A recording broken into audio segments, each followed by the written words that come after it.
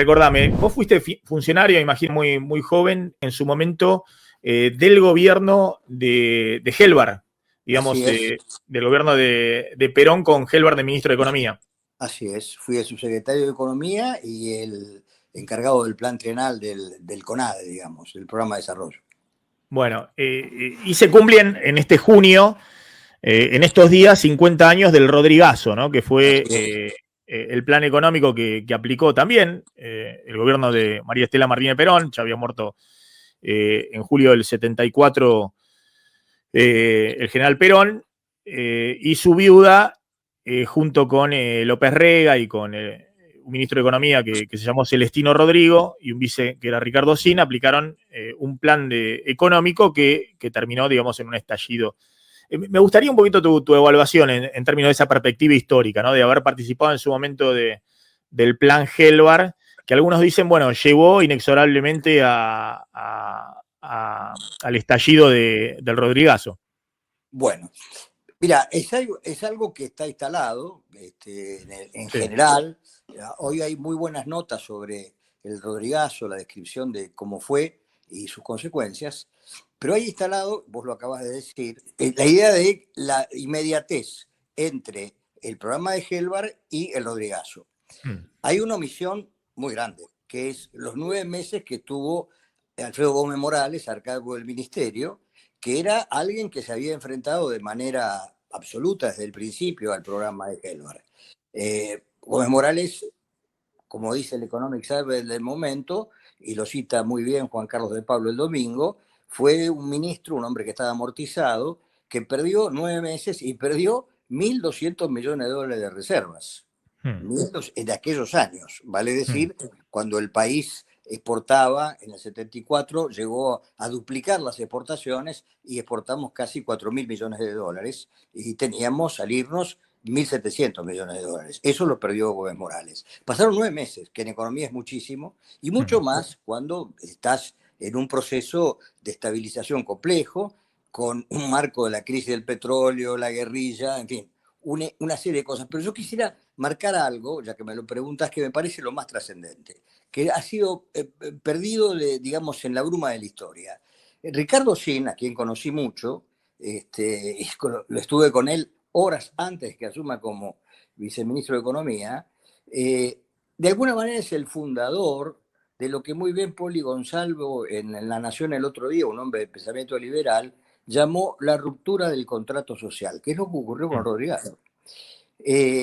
Lo que hoy conoces como las ideas de anarcocapitalismo, liberalismo, la sostuvo Ricardo en conversaciones personales y en su trabajo, en un libro que escribió sobre la Segunda República, donde postulaba, te digo, una cosa filosófica que es interesante. Él entendía que el orientalismo judío-cristiano había introducido la debilidad en el desarrollo occidental, que por lo tanto había que volver a la filosofía de los bárbaros, a una visión muy dura de la vida, la crueldad como principio. Bueno, como te imaginarás, hay un parentesco histórico, pero lo más importante es que desde el Rodrigazo para acá, esos 50 años, asistieron con todas las corrientes políticas a un proceso demoledor del proceso de integración social de la Argentina. Lo sabemos, pero no lo recordamos. El número de personas bajo la pobreza en 50 años se multiplicó por 20 y la población se multiplicó por 2. O sea, fuiste una fábrica de pobres. ¿Por qué? Porque tuviste como concepto central, y esto es muy importante recordarlo, lo que acaba de decir muy bien Torres, el pedal financiero, que lo inaugura Ricardo Sin, con los valores nacionales ajustables y una suerte de carry trade, especulación financiera, que dominó todas las decisiones de política económica desde entonces. Se suprimieron el Programa Nacional de Desarrollo, el Consejo Nacional de Desarrollo, no hubo nunca una ley de promoción industrial, hasta ahora el RIG es la primera ley que promueve la exportación minera, por cierto, pero de exportaciones industriales no hubo ninguna ley más.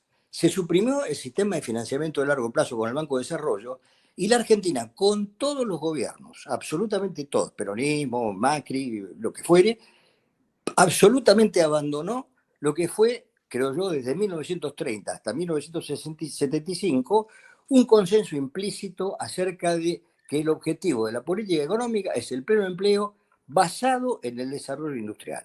Eso, bien o A mal, ver, se ha abandonado. Carlos, volvamos un poquito a hacer un poquito de historia Sí. para contar, digamos, el plan Helvar, ¿cuándo se lanza y cuándo crees que se agota?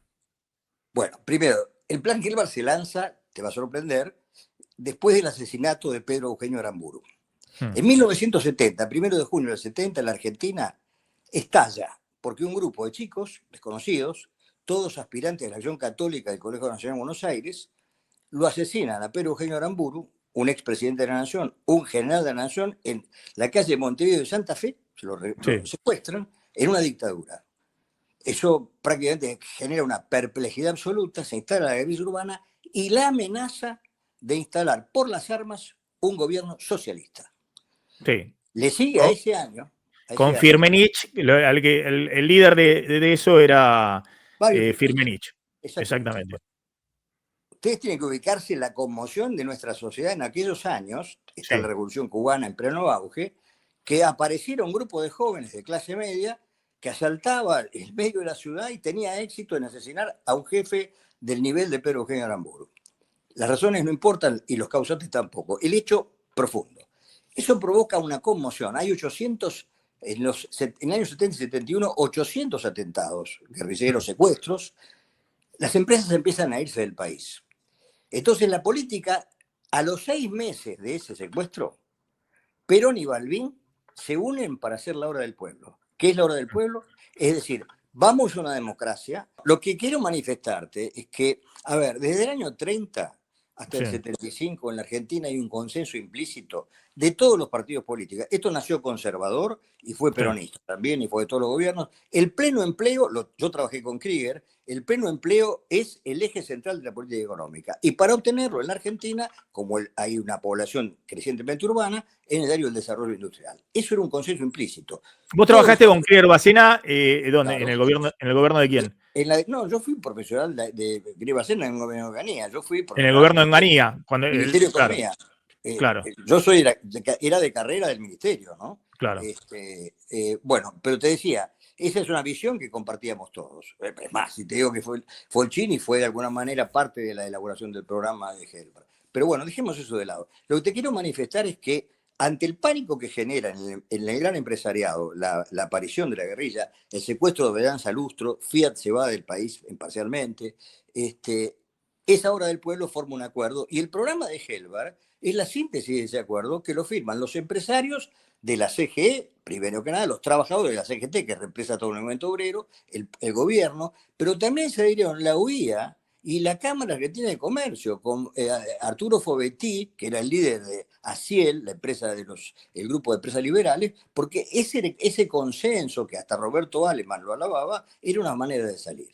Bueno, lamentablemente, como recordarás, cuando eligen a Perón con el 64% de los votos, los montoneros lo matan a Rucci a los 2 días.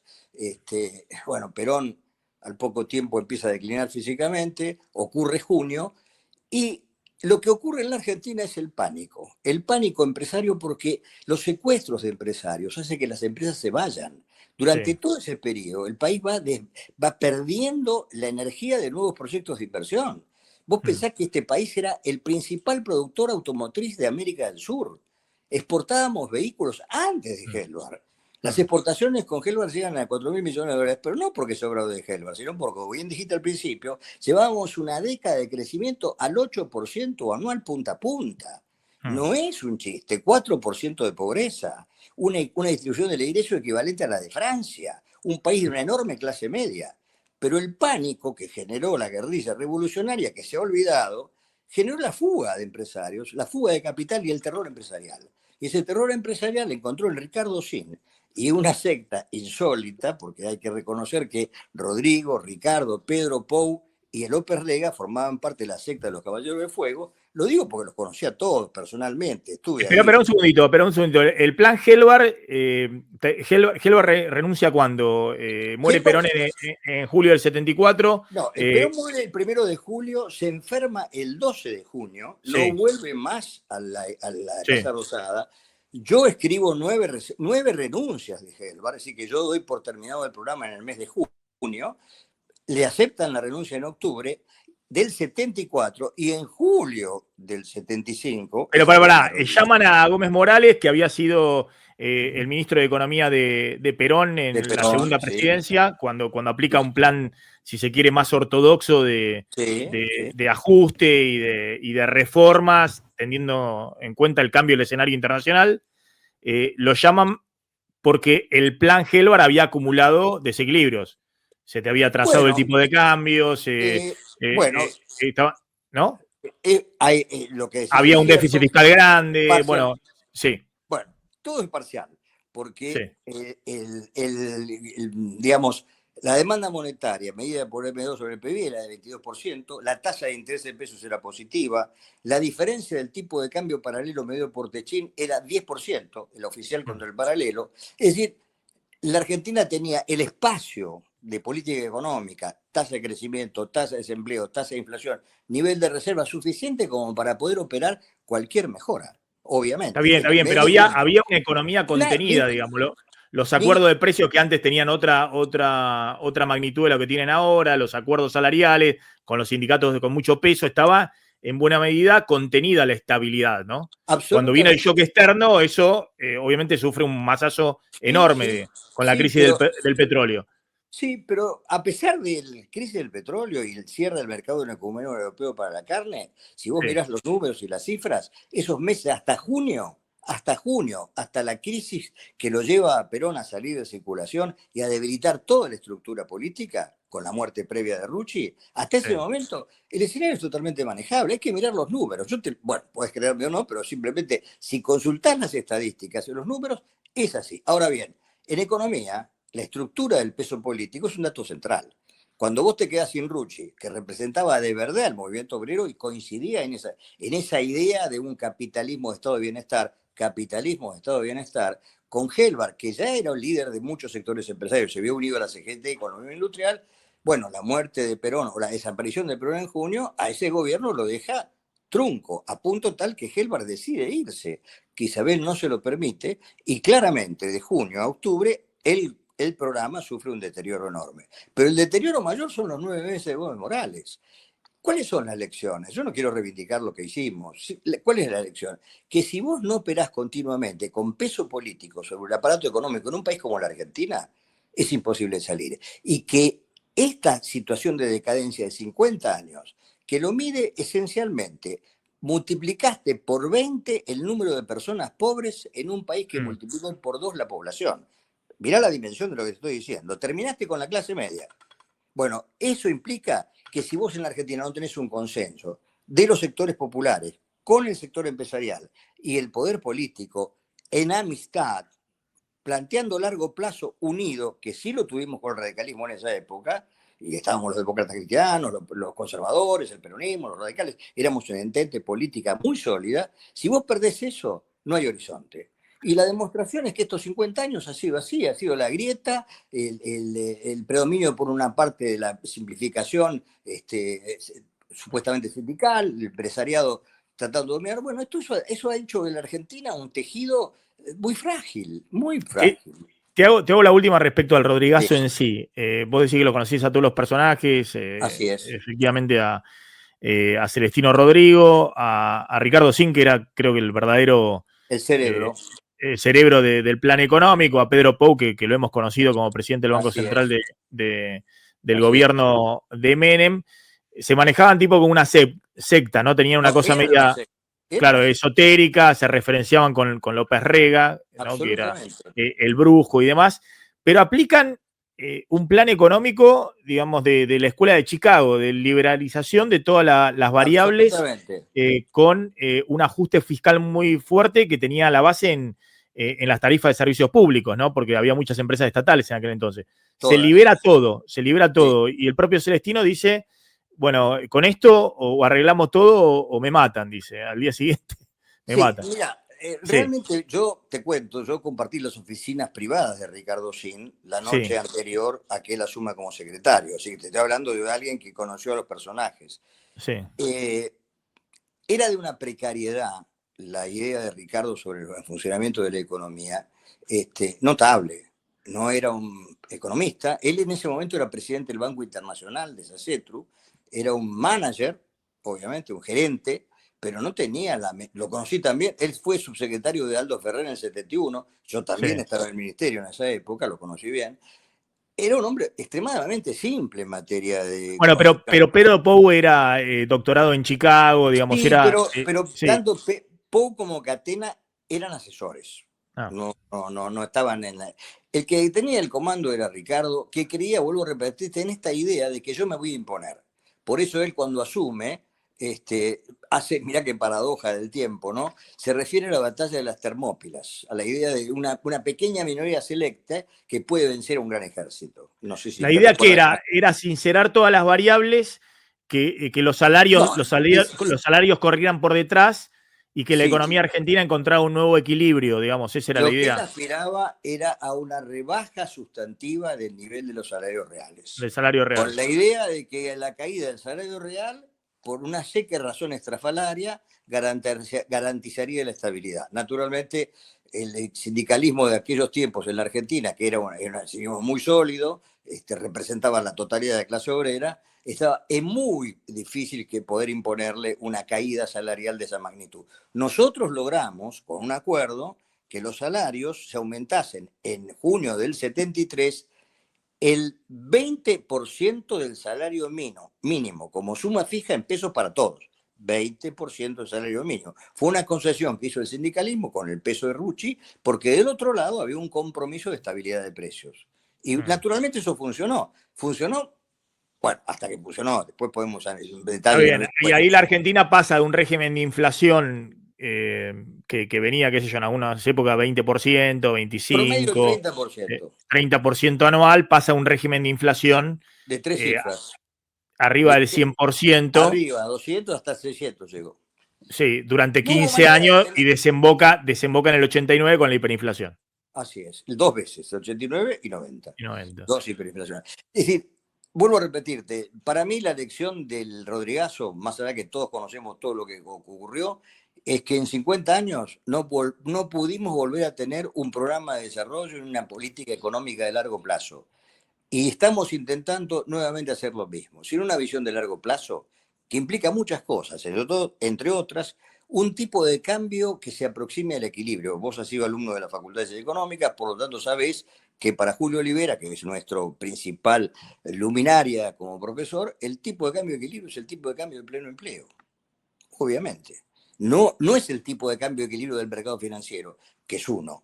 El tipo de cambio de equilibrio general implica necesariamente el equilibrio del pleno empleo.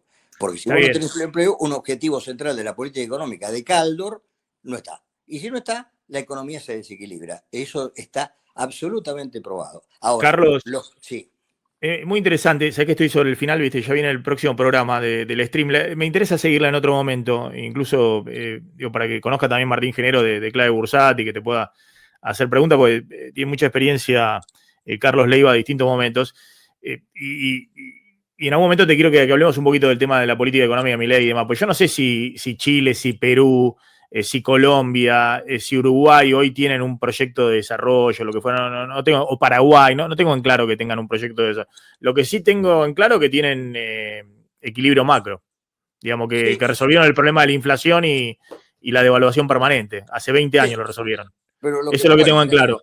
Que es un tengan un problema. proyecto de desarrollo, de pleno Sí, empleo, de desarrollo productivo, de todo, no lo tengo en claro. Por eso son países todavía que, bueno, no es lo mismo Chile que Perú, ¿no? Pero aunque tienen el mismo equilibrio macro.